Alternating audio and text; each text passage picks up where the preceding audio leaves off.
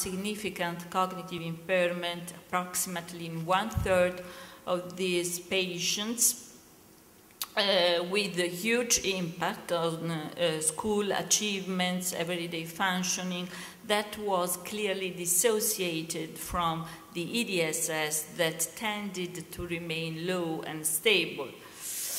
So, how to assess cognitive impairment? It is difficult, you know, to detect mild defects in brief everyday visits, since the deficits are focal, involving only a few cognitive domains. They tend to spare language. They can be mild. Self-report may be unreliable, and some issues are the coexistence of depression or reduced insight and metamemory. It is also highly variable from one patient to another, also due to the different abilities of the subject to compensate for brain damage. There has been a great deal of research over the past decade dedicated to the idea to streamline the process of neuropsychological assessment for MS patients. This is a possible algorithm.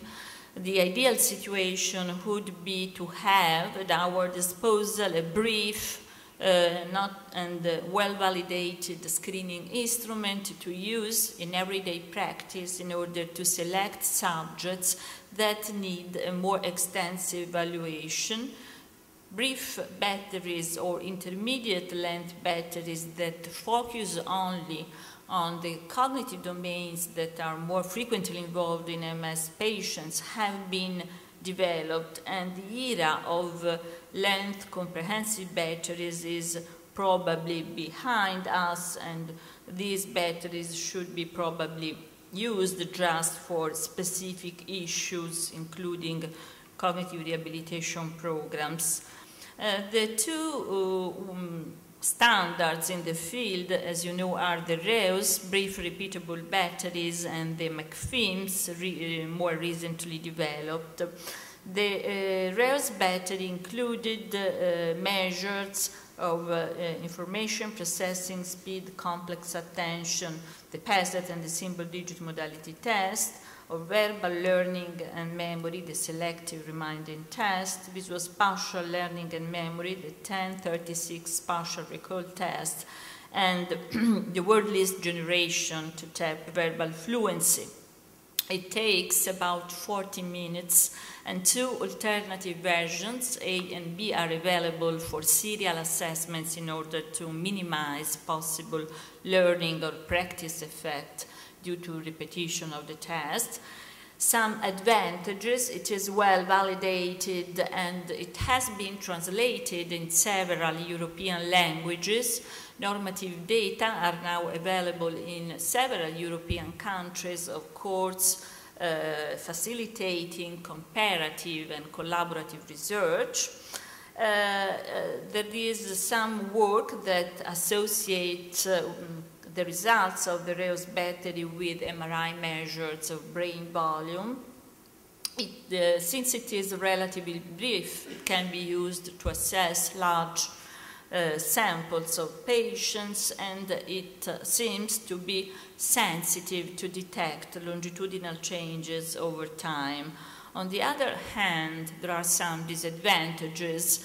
It focuses only a few cognitive domains, and in particular it underrepresents important aspects such as executive function and visual spatial abilities, and the majority of the test has at least some practice effects. In this study performed by our group, we followed up for 3 years through repeated assessments a group of healthy subjects in the same age range as multiple sclerosis patients using the REUS battery in order to assess test-retest reliability and practice effects for each test of the battery. And using a series of regression models, we were able to find predicted practice effects for each test of the battery for a subject with a given gender, age, and educational level. And this can help us to interpret our results in longitudinal observation of our patient when we do not have at our disposal a comparison group. So after 15 years from the publication of the Reus battery, neuropsychologists addressed again the issue of optimal assessment tools in multiple sclerosis in this consensus chaired by Ralph Benedict and Jill Fisher. They agreed upon a series of psychometric criteria. They recognized the importance of confounders that should be addressed and measured together, namely depression, fatigue, the possible impact of neurological impairments, comorbidities, and side effects of treatment. All these factors should be taken into account when interpreting the results of cognitive tests in MS patients. And the results of this consensus was the McPhilms that, as you can see, takes nearly 90 minutes. It assesses a wider range of functions, including including executive functioning through the DCAFS test, visual spatial abilities through the judgment of line orientation test. It so assesses a wider range of cognitive domains. It's well validated. It has alternative versions, but on the other hand, there is quite limited availability of translation and norms in Europe, so it's not widely used in Europe. This is a comparison showing that the two batteries also differ in terms of the tasks used to tap verbal memory and visual spatial memory.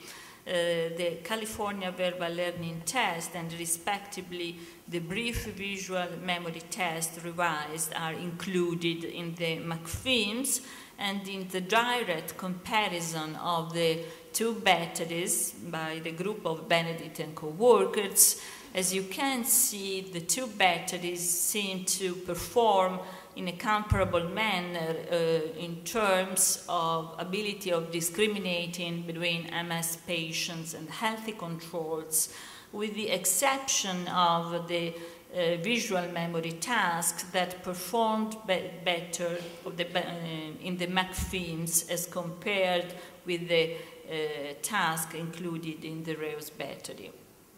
A brief mention to computerized batteries. These are two among many others that are increasingly presented in the literature that have been preliminarily validated, the ANAM and the Cognitive Stability Index. Computerized batteries have obvious advantages of ease of administration and a more precise presentation of the stimuli and measurement of the response, but probably they need further validation. This is the state of the art dealing with assessment tools. What about screening candidate? So there are three possible approaches. The first approach is the use of brief and well-validated neuropsychological tests, and there is an increasing consensus among neuropsychologists that we should focus on information processing speed and complex attention. So the two best candidates are the PASET or the symbol-digit modality test. When more time is allowed, we can use also a measure of verbal and visual spatial memory, and the best candidates are probably the measures included in the Reus battery or in the McPhilms. Probably in the future, computerized batteries will be increasingly used for screening purposes. The third approach is based on interviews with the patient and caregivers, And in the field, the most well-validated instrument is the MSNQ. This is the PESAT. Everyone knows the PESAT,